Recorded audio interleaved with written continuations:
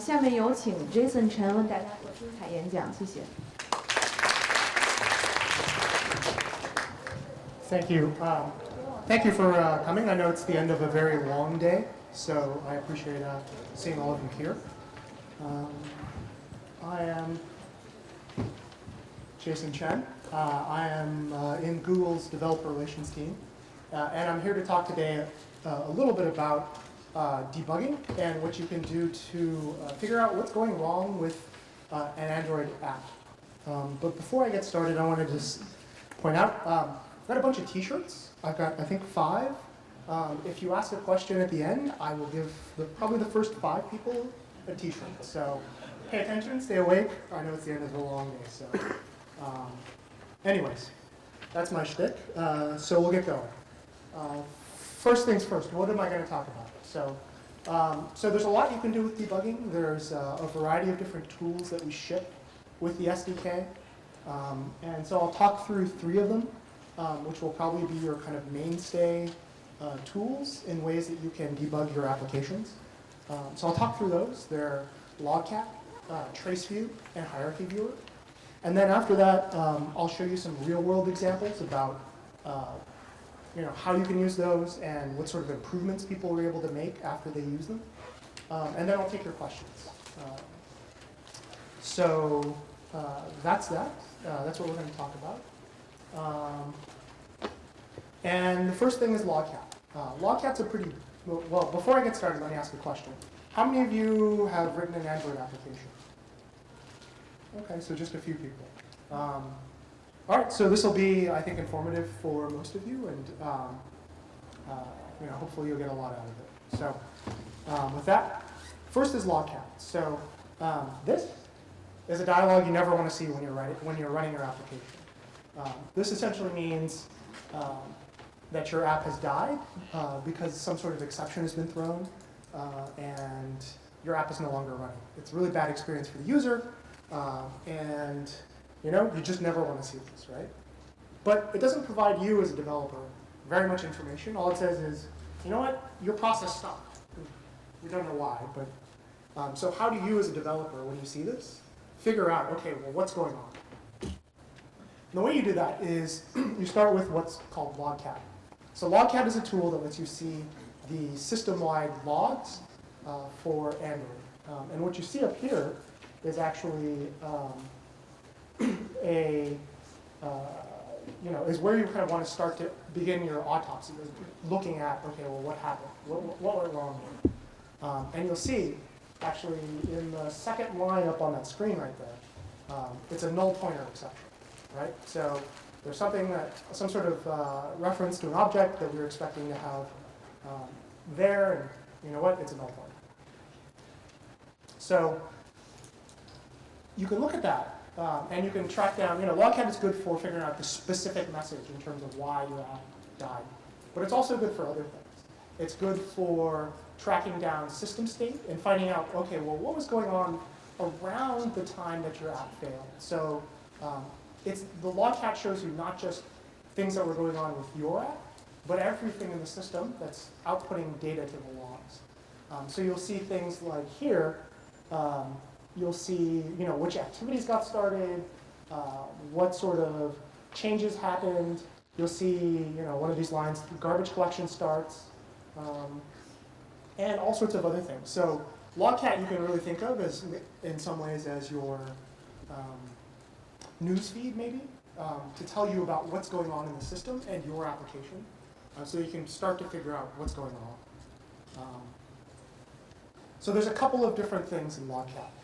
The way you get output to Logcat is through a class in Android called Android. It's an android.util.log. Use that. Don't use like system.out.print because the Android log functions have been optimized to be fast because you're dealing with strings and you want these things to be efficient. Like I show up here on the slides, there's 5 different levels in terms of severity of the message, right?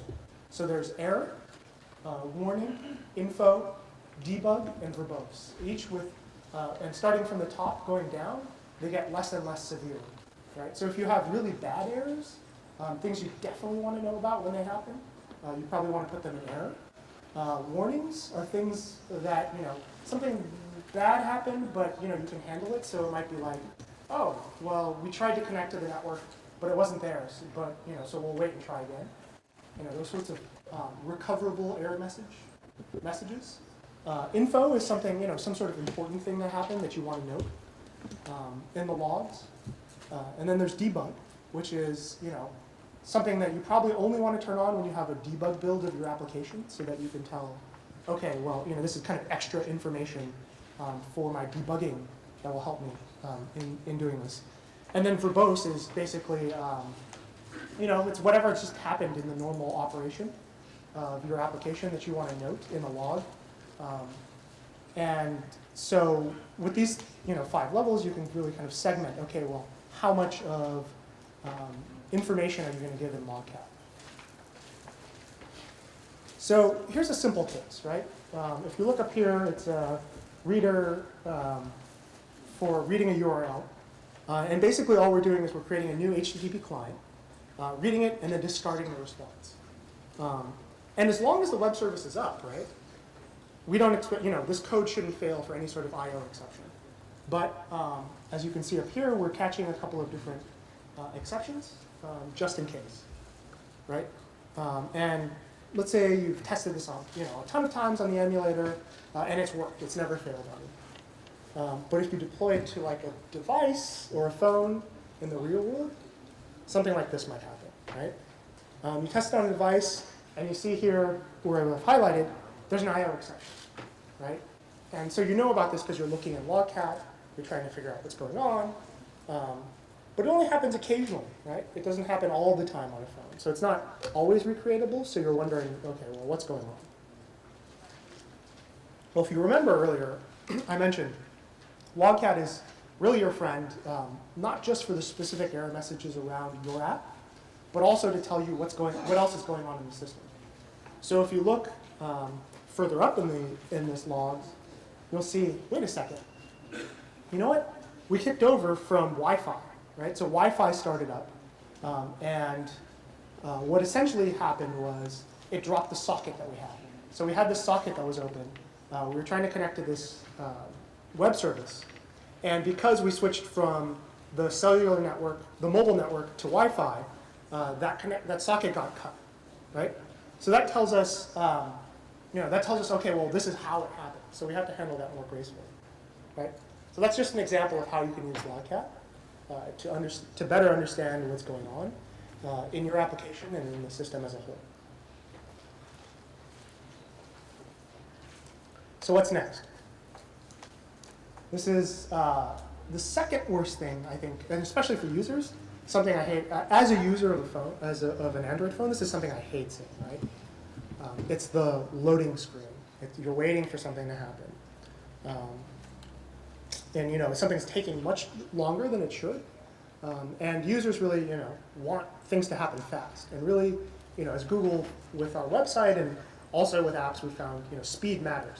Speed is the thing that makes users really want to use your app and use it all the time because it does things quickly. So how do we tell what's going wrong when your app is acting slow?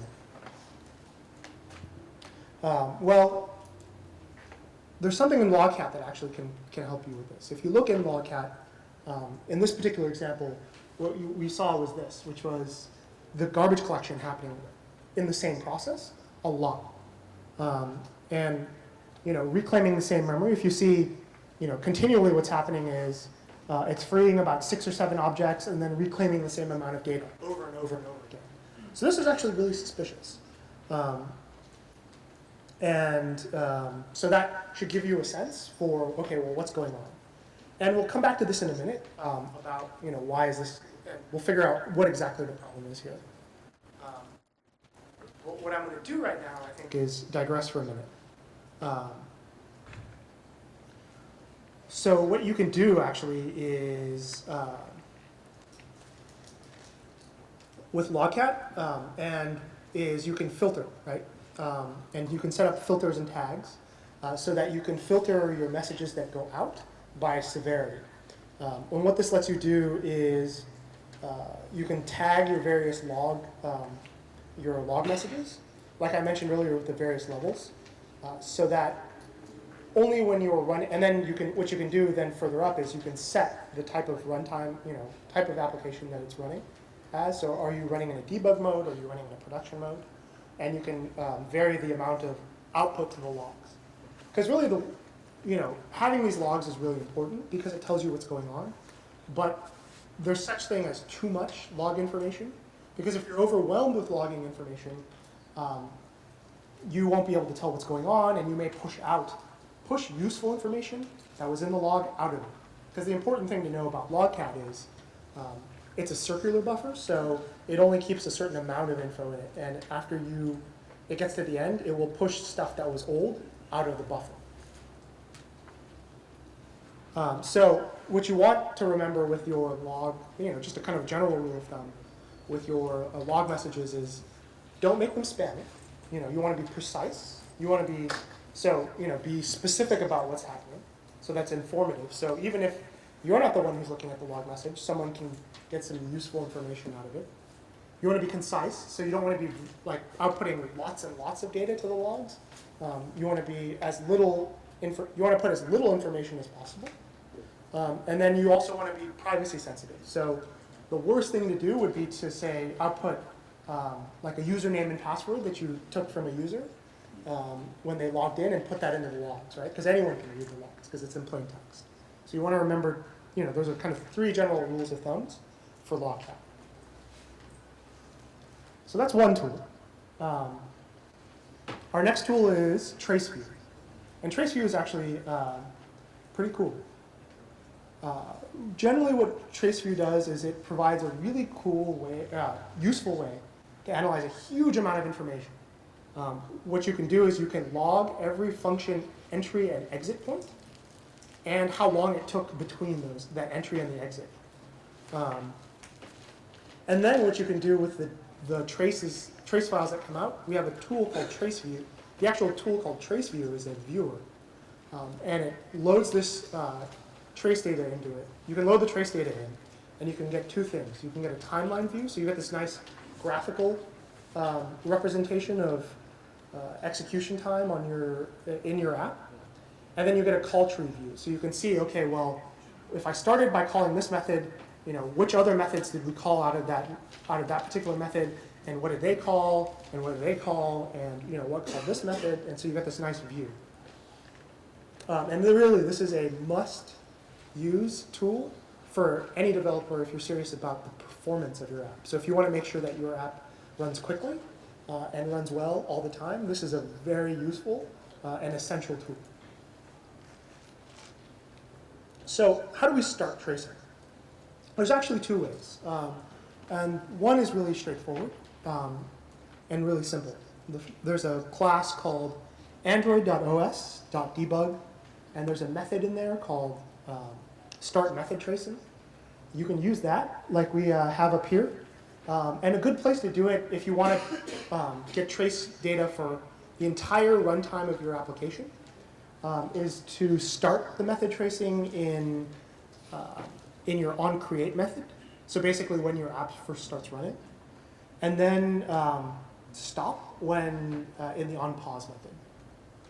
So that way every time your app starts and then finishes and moves off screen, you will stop method tracing. Another way to do this is the second part up there. There's a command up there called, you can do it via the command line. So, and this is useful sometimes if you don't have access to the source of the app. You can do this adb shell am profile command. And the com.example.foo is, what you want is the package name of the app to go there. So you put that in, and then there's a command called profile, and then you can tell it to start or stop. And then you just give it the place where you want it to write the trace file. And then when you're done, you give the second command that's down there, which is to stop tracing.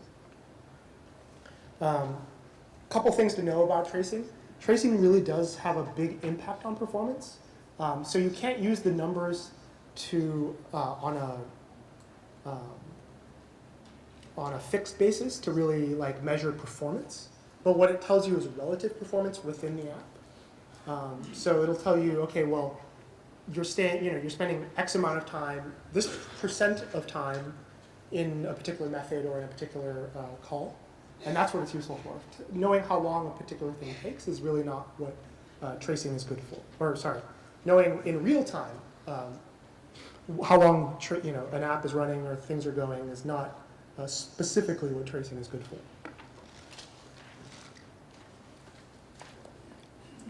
So I mentioned that there's this cool timeline view that you get, and this is an example of what that is.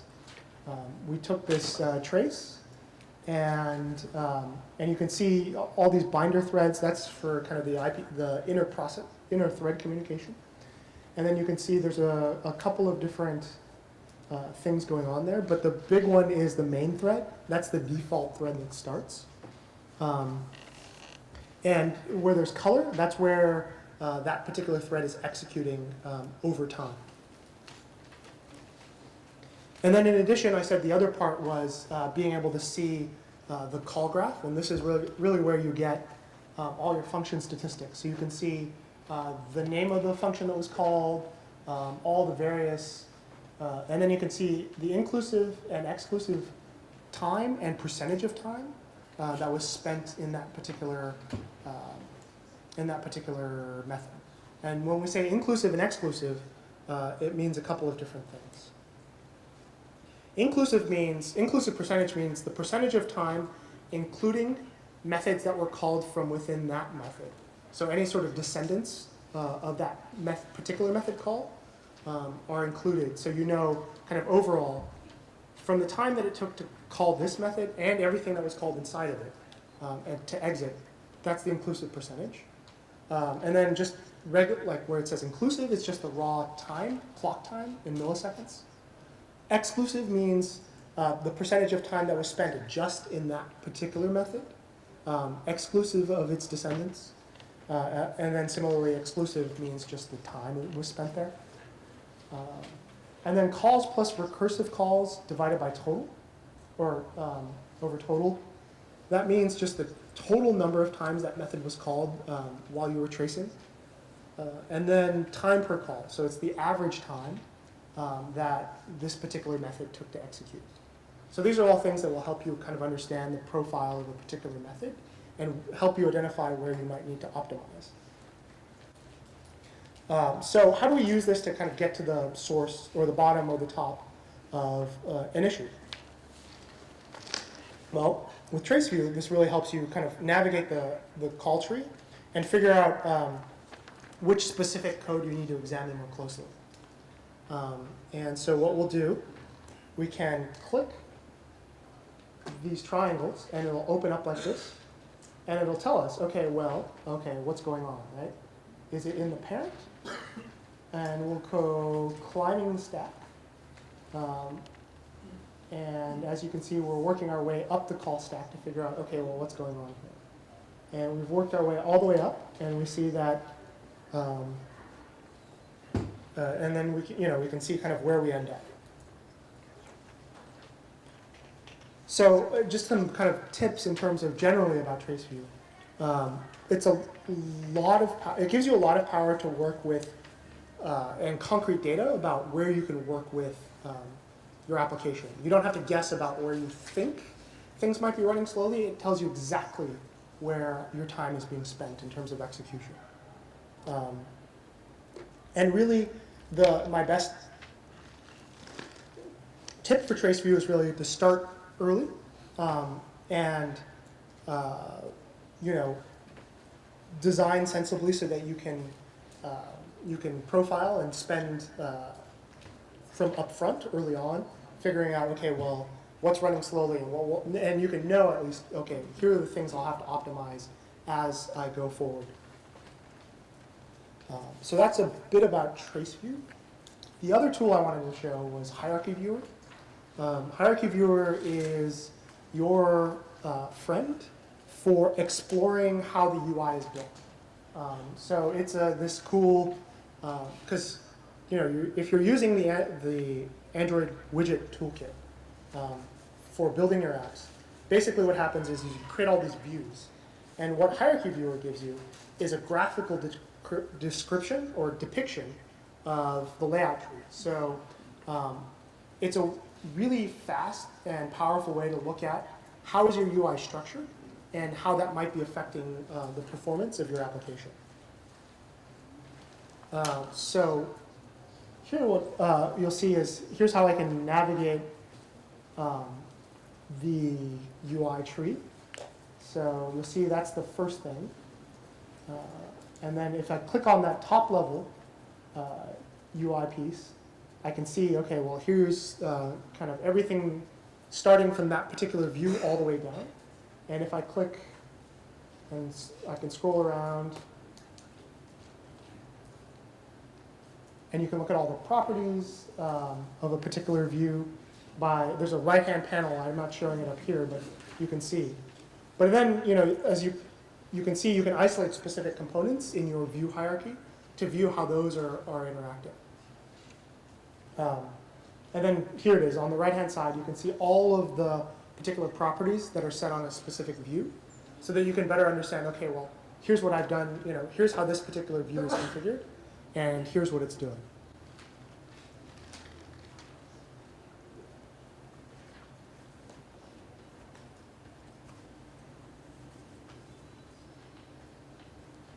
So what can you do with Hierarchy Viewer? We think that there's kind of two families in terms of kind of the tree, the layout tree of views that you want to pay attention to. The first is infertile parents, basically layouts that have no or a single layout child.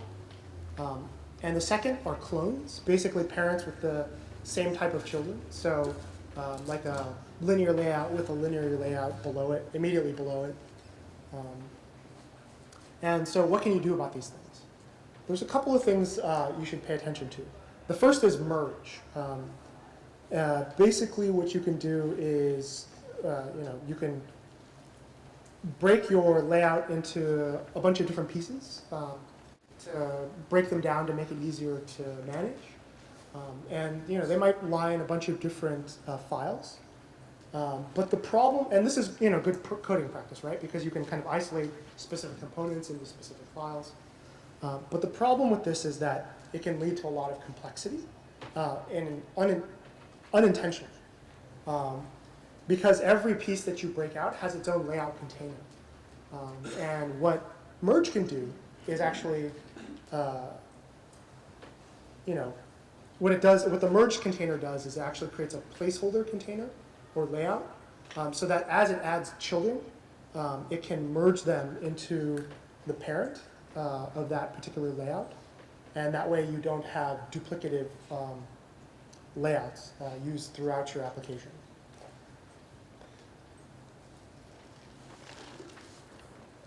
So that's a little bit about kind of the practical bits about Hierarchy, or practical bits about Hierarchy Viewer. What I want to do next is kind of get into some of the kind of real-world examples of using all of these tools, just to show you how much of a gain you can get from using these tools to troubleshoot and to optimize. So the first app that we're going to look at was something that we were trying to optimize startup time for. So we could make it, so that the user could click on the icon and have it launch very quickly. Because at least before we had looked at it, it was starting really slow, and at times, it was causing that application not responding dialog to come up, which is also pretty bad. And the reason this is important, obviously, is because startup is your user's first impression of your app. So we want it to be fast, and it's important. So this was running traceview on a product that was shipping. And if you look closely up there, I've highlighted two places in red. And that's in the main thread. And there's big blocks where it's red, and we're wondering, okay, what is that? What's going on there? Like, why is it executing for so long and blocking on the main thread? Well, the answer was, our guess was, well, this must be a network request in the UI thread. And really, so to digress a little bit, one of the things that you never want to do, or one of the things you don't want to do is to do a lot of things that take a long time in the main thread. Because the main thread is what processes all of your UI events and responds to the user when they give input. So if you have something that needs to execute for a long time, what you want to do is you want to run it in a background thread. So that's a bit of a digression. But so our first guess was this must be like a really long network request, right? Something must be happening. Somebody probably just forgot to move that to a background thread. So that's what we thought. But what we really discovered was that the thread, after using traceview, the thread was actually, or the method that was taking that long that was being called there was something called get time zones native. But we didn't know where the heck this was coming from, so we used traceview and we climbed the tree and we figured out that we didn't know where this was coming from because we weren't calling it directly. So we called it, we crawled through that stack trace and we figured out that this was coming from, well, sorry, so I'll show you kind of like what we did. So we started walking the call tree, and you can see as we walk up the tree, we can figure out eventually, we'll end up with a bunch of these time formatting calls. What's going on here? Because we aren't calling these things directly, so we're wondering, what the heck is going on, right? Well, we figured out, why is this call about time zones taking so long? It's actually not setting time zones and date formatting. It's the little timestamp that we had up there in the upper right that would take this long. So, who knew, right? That formatting, a formatting call like this could take so long. So we had to talk to one of the engineers who was involved with the formatting libraries to get kind of the whole story. And so now that we've identified kind of where is it taking so much time, here's what we did to fix it. What we did was we moved this call. We moved it from the main thread to a background thread on its own, so that it could execute while the app could stay open and respond to inputs.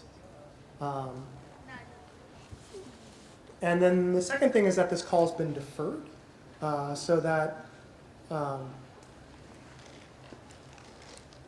it happens on a lower priority thread, so that it doesn't eat up CPU time compared to kind of higher priority items. Because formatting this thing really isn't that important, so we can give it a lower priority. And here was the result, right? The result was that the perceived startup time was much faster because it runs in the background. The rest of the app can start up, and things that are higher priority can get done before this has to finish. So the end result was that the app started really quickly. So what do we learn from that particular example? There's a couple things.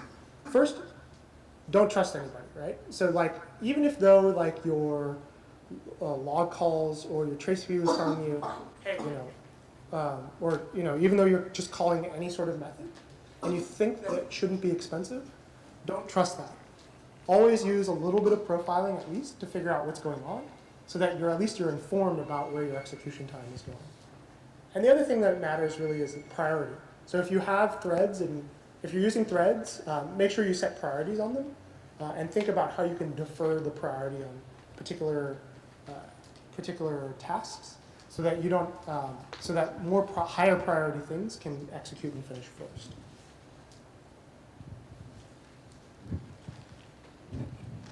So the next example is about looking for hidden inefficiencies. Because the previous example was and it's pretty easy to find pretty obvious issues with traceview. But what we want to do is kind of take a deeper look into what's going on. So one thing that's really useful is to sort by exclusive execution time. And if you can see, you can see here, what we've done is we've clicked that particular sort at the top, and we've made it show me, okay, well, what's taking, on its own, for each particular method, how much time is it taking and what percentage of the total time is that particular method taking.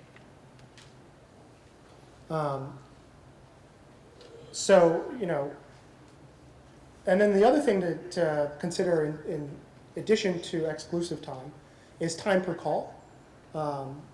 And so, how long does it take on average every time you call it? If you'd only call the method a few times, then maybe that's okay that it runs a little bit longer. But if you're calling something really often, then you want to make sure that you're optimizing that particular method or that particular call.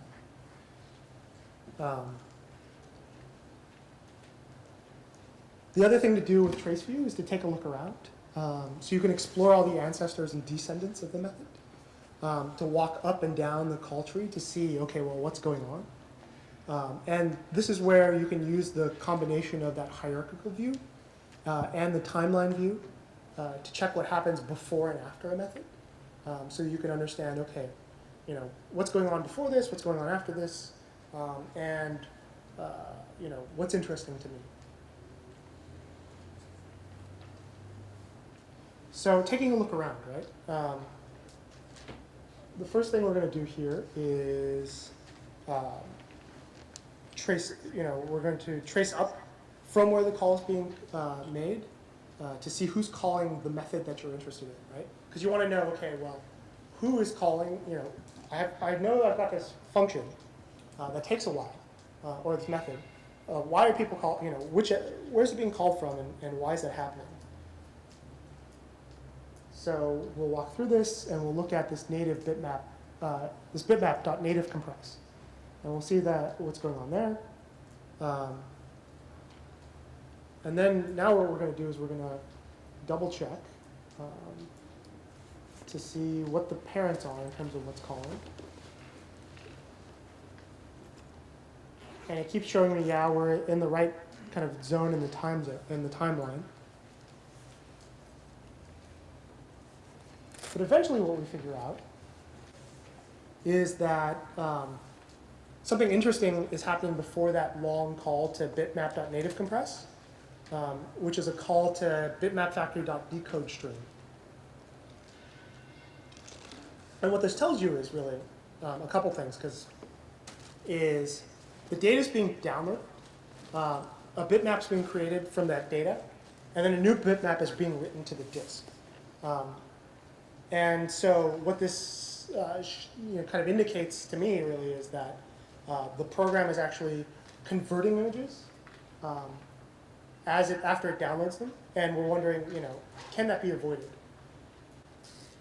So a good way to maybe think about this is, and what it turned out to be doing was, we're downloading a PNG image as part of a JSON response, and then turning that into a bitmap, and then caching our data, and then so doing all of this, and then creating the bitmap back into a pane. So what do we do to fix this or to change this? What we did was ended up doing a couple things. We ended up reading the full response, storing the PNG, inflating the bitmap from the PNG data, and then discarding the PNG data that came down with the JSON response. And essentially what that ended up giving us was a decrease in startup time of about 350 milliseconds, which was 2% in debug time. So when you have your traceview on, things run slower on kind of real time, but had a large effect because we're calling native code. So the key learning from this is a couple things. Big is beautiful. So look for those kind of really big, expensive methods and start with them first, because those are the places where it's most, you have the most opportunity to optimize for performance, because they're big targets. Before you jump directly into code and kind of mucking around and seeing what you can do, really kind of look before you leap. So walk through traceview, walk up and down the call graph, and figure out, okay, well, what's going on, and have an understanding of what's happening, so that you're well informed before you start making changes. And the last thing is that 3 rights can make a left. And what this really means is that iterative development can result in kind of really long or wrong paths from point A to point B. But by doing profiling, it really lets you re-examine your code's expensive parts, and you can help you identify actually bugs that you didn't even know you had. So the next example is really, one of the sometimes what you do is you make mistakes when you're packing your bags. So sorting by inclusive execution is one thing that you can do. And what this looks like is it so we're going to sort this by inclusive execution time. And like I mentioned earlier, inclusive time is the time of that particular method's code, as well as all of the descendants that called out of it. One way you can think about this, if you think about kind of your method tree, or your call tree as an actual tree, it's really a breadth first traversal of your tree. And so we sort by execution time, and you'll find that some of the calls are kind of unavoidable, have lots of execution paths. Basically, they get called from all sorts of different places. But one thing that we do identify is that there's a method here, and we'll get to it in just a second. And there it is, called getNewItemsJSON. It's a long-running call and seems to only be called once. So this seems like something that we can,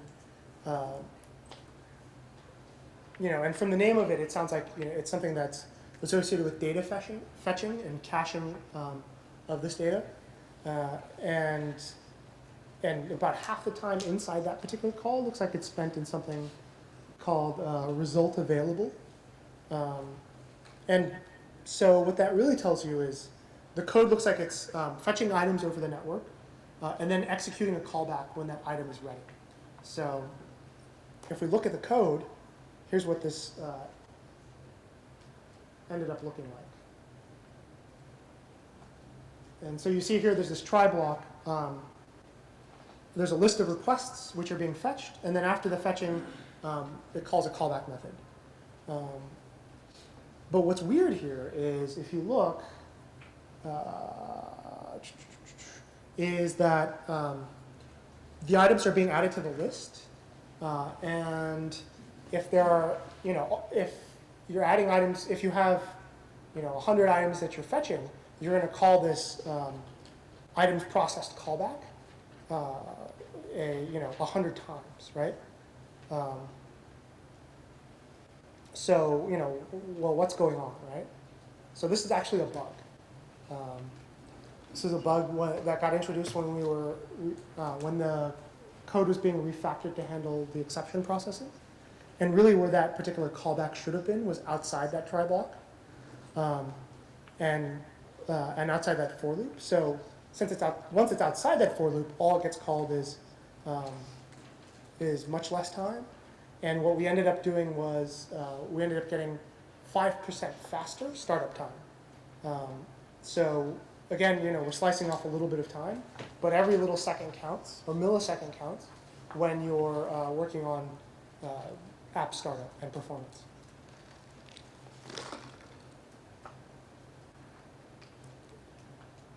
So, kind of to summarize a couple things. Every angle of approach in terms of looking at your call graph and your call tree is really valuable. So, sort by the various ways that you can do this and make sure you look at them all because it'll help uncover all sorts of things. And also that, when you're looking at performance, you may think that you're not really looking for bugs, but actually, you can actually uncover,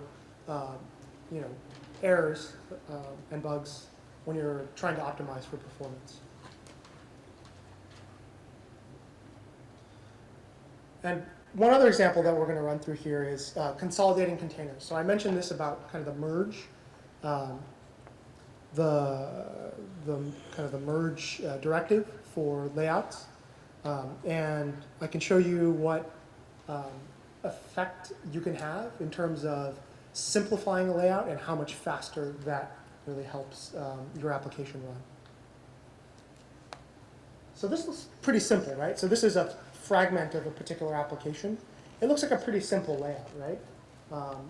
This is from an app called Scoreboard, which shows scores from sports games. This looks like it's a baseball score. So it looks pretty simple, right? There's 2 lines of text, 2 rows, 2 columns, a little graphic, and then some little text in the lower right. It looks like it should be pretty simple.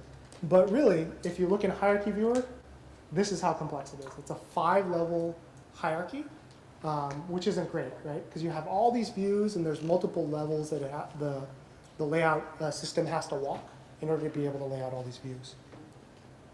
So what's the problem, right?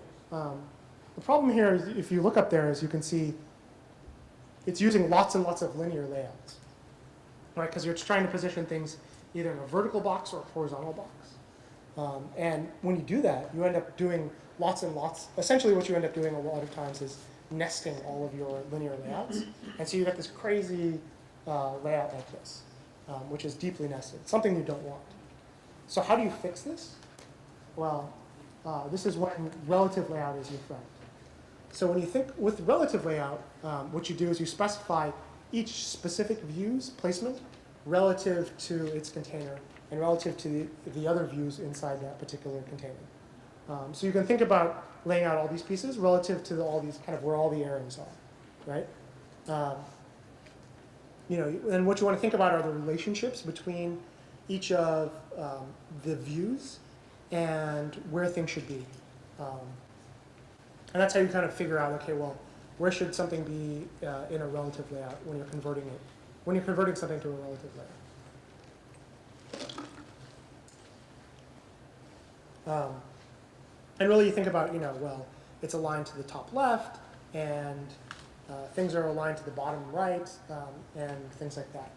So if you convert this over from using lots and lots of nested layouts, or linear layouts, to using a single relative layout, let's see how much cleaner that gets. So remember, just to remind you, this is what it looked like before, right? With the linear layout, all the nested linear layouts. And if you move to a relative layout, here's how simple something can be. It's 3 levels. It's your frame layout at your top level, and then it's your relative layout, and then below it, all the various text views and image views laid out in one neat single level. So that's how much optimization you could do using Hierarchy Viewer and using a little bit of thinking and understanding of relative layouts to optimize a particular view in your application.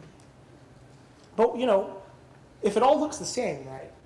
Because you'll notice, like, we changed the hierarchy and how things were laid out, but nothing looked different to the user. Why should we care, right? Well, if you can flatten layouts and flatten your view hierarchies, they get faster to render. So the flatter your view hierarchy, the faster things can go.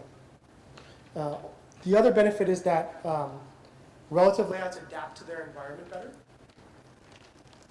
And what I mean by that is, on Android devices, you can have an app laid out in portrait, or you could have it laid out in landscape, sideways. And with relative layouts, they adapt better to those changes in orientation, better than something like a linear layout or some of the other more fixed layout methods. Likewise, if you were to run on, say, a different resolution screen, relative layouts also adapt better. And also, another side benefit is relative layouts force you to think. So they force you to think about how your data is related, and by extension, how your UI is related, so that you can figure out, okay, well, what's the best way to use this relative layout? So in summary, with optimizing a view, couple of things, right?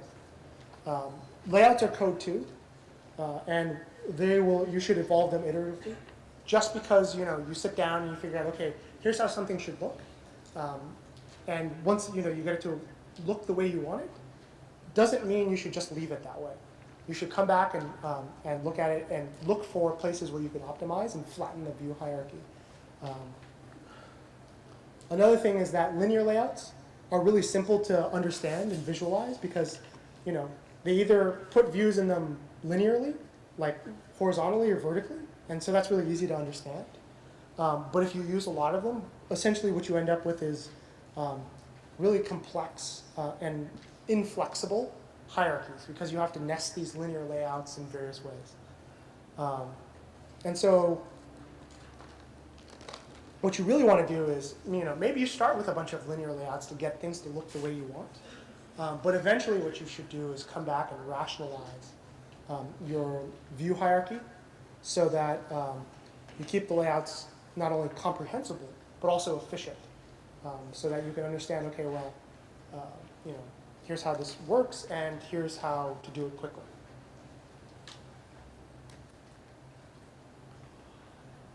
So one other example. So earlier, I showed that slide about garbage collection being called. I wanted to come back to this. So, what's going on with this, right? Like, what's happening? It's the same process ID, and there's similar object counts, and of similar sizes being called over and over and over again. So what's going on here? How do you figure that out? Well, there's one tool I didn't really mention earlier, but I kind of thought I should show you. And it's the allocation tracker. So if you use Eclipse, or actually there's a cool tool called DDMS that comes in the Android SDK. It's either built in to the Eclipse. You can either use it through the Eclipse plugin, or you can start it independently. Either way, there's this little tab in it called Allocation Tracker. And what it lets you do is it lets you start tracking memory allocations while your app is running. So what does that look like once you start it? It looks kind of like this. It shows you the allocation size, shows you the class. In this case, it's a bunch of byte arrays. It gives you the thread ID, so you know which thread is actually doing this allocation. And best of all, it gives you the particular method that it was allocated in. And you can see here in our particular example, it's always called, it's always allocated or always called in the same method, which is this fetch URL method. So it's time to go look at that. So we looked at this. And essentially what happened is we were reusing a chunk of code that we used, a chunk of old code, and we used it, and essentially what's happened is we used it because we wanted to keep moving quickly and developing our application and for the convenience. But clearly, it's something that is not working, right? Because what happens is it reads a bit of the response and then allocates a larger array for it, and then keeps going. This was okay when we were reading like maybe small bits of data, like 1K of data. But for larger sizes, it causes a huge amount of memory churn because essentially what you're doing is you're allocating a byte array and then allocating a second byte array and then reading and writing in between the two. So how do we fix this? We had to rewrite some of the code. Basically, we anticipated some larger read sizes and read bigger chunks, collected them, and then merged all those chunks at the end. So essentially what this code does is it has an array list of byte arrays where we collect all of our response pieces, and then we read chunks, and then we stuff them into this particular byte array. And so what happened? Essentially what we did was we had a 90% decrease in read times, which is huge. And then we also reduced all the garbage collection, so it made the app run faster. So some key learnings from this particular example was to take care if you're reusing code or prototyping code, because oftentimes you may write something quickly or reuse something from someplace else, but it may not be particularly appropriate. It may work, but it may not be exactly what you need for this new situation. And the other thing that you want to do is you want to log messages if code is used beyond a particular tolerance. So that, if you know that you're doing things and reading responses that are too big or too small, it might be a good thing to write out to the log so you can note that quickly. So with that, I think I'm about to run out of time. So what I'll do is I'll open it up to questions to all of you. We have a microphone, so we'll start with you up front, and then if you'll wait for the person to bring the mic around. Hello, nice to meet you. Nice to see you. I saw you answer many questions in Google Mail Loop. Today, you introduced some fabulous tools in this session. But I have a question. Is there any tools we can use to debug native code? Native code. So if you're developing an application, not yet. What we're working on, I think I mentioned this in my other talk, was that we're working on what we're calling a native development kit, or an NDK. And currently, part of what we want to do with that is enable you to debug your native code using standard tools, things like GDD. But today, there isn't really anything.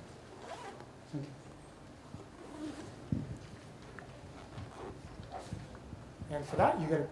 Thank you. Okay. We'll call somebody in the back. You in the shirt in the.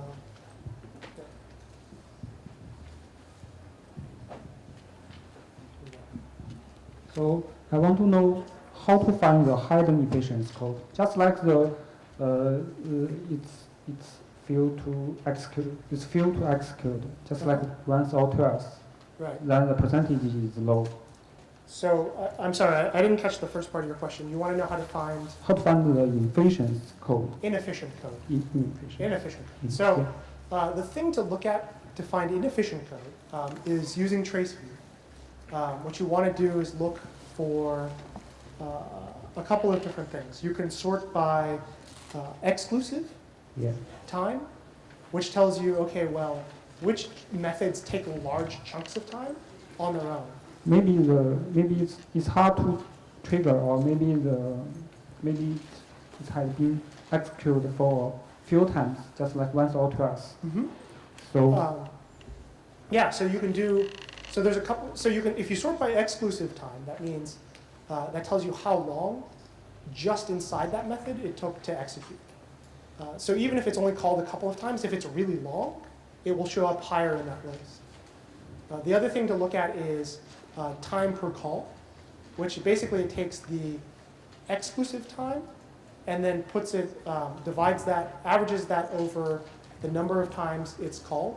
So you get an average of for each time we called that method, how long on average did it take?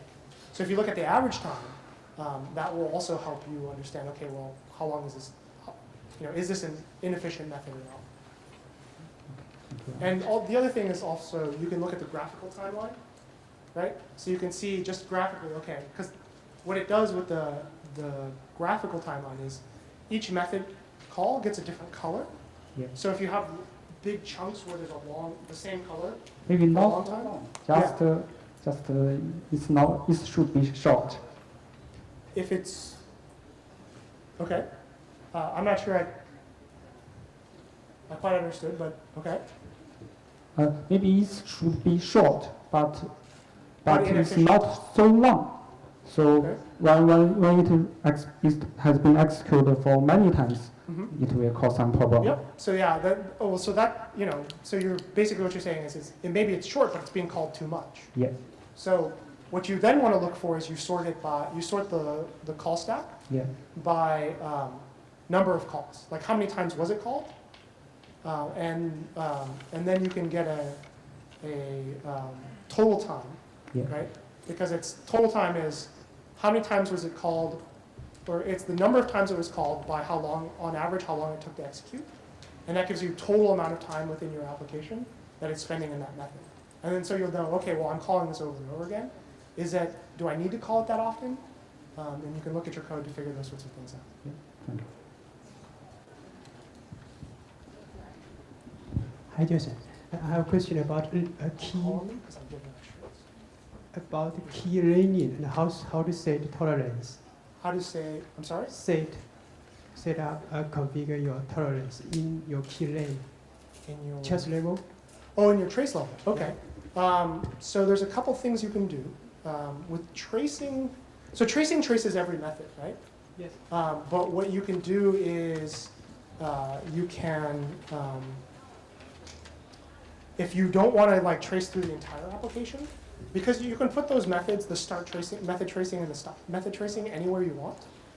So you can put that in just the specific method. If you have a suspicion about a particular place in your app that it's slow, you can just put that wherever you like. Okay, thank you. Why don't we take a question from up front over there? First, thank you for your speech. Thank you. You know, Android application is developed with Java. Mm-hmm.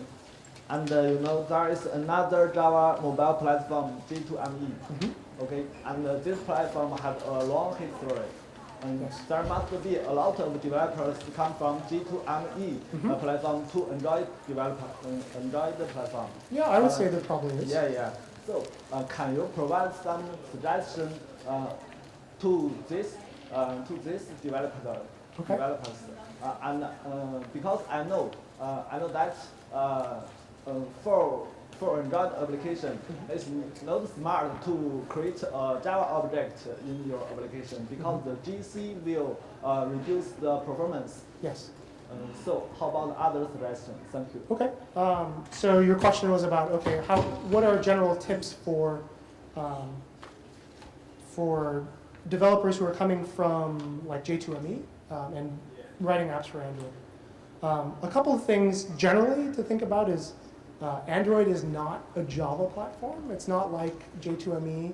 So don't set aside any sort of assumptions that you had and work, start from the ground up for your Android app, right? There's a talk that one of my colleagues, Chris, gave at Google I/O last week about real-time games. But it's generally just a performance talk, right? And what he said was, there's a couple things. Don't allocate memory, right? Where you can avoid it, don't allocate. You should use object pools and avoid allocating during critical times because there's the chance that you'll trigger the garbage collector. Another thing around that is a lot of J2ME app developers tend to do things like actually calling system.gc directly to trigger the garbage collection. That's something you don't want to do in Android. Other things to think about are if you don't have to, don't use interfaces if you don't have to. Interfaces are really slow compared to like calling directly through a method or those sorts of things. So if you can avoid it, don't use methods. And in generally there's a long list of performance tips that you can find online in our documentation that talks about here's how you can write. Basically, the thing to remember is you're not writing code on a big desktop computer that's plugged into power that runs at 2 gigahertz. This particular device, this has a processor that runs at about 400 megahertz, has maybe 128 megs of RAM, probably a little bit less. So you're very limited in terms of what you can do. So you want to be as efficient as possible. We'll take one from the back over there.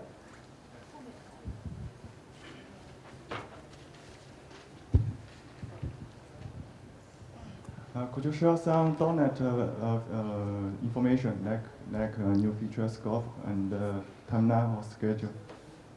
I'm sorry, can you repeat the question? I mean, could you share some donut information, Donut. like some new feature scope okay. So- timeline and some schedule? Okay. So I can't talk too much about schedule. So for those of you who aren't familiar with what Android is doing, the person asking the question was asking about Donut. Donut is the code name for our next release. The team has decided that we want to name our the releases code names after pastries. So the previous release, or the release that we just put out, which was 1.5, is called Cupcake. The next thing is Donut, and then I think E is currently called Eclair. Features that are coming in Donut, there's a couple of things I think we showed off for end users in the Google I/O keynote. Things like drawing on screen to write letters. So like with a finger you can paint like a letter and then have that jump to that letter in the contact list. We did universal search, so you can search across all of your contacts, your applications, all that sort of data. And there's a variety of different things that are coming. If you want to see kind of an early glimpse of what's going on, you could look in the open source project. But those are some of the things I think we've talked about to date. In terms of schedule, hard to say. I think we're pushing really hard to get it out soon, but we just put out Cupcake, so it's going to be a little while before it gets out there. Why don't we take a question from the person, you right by the camera?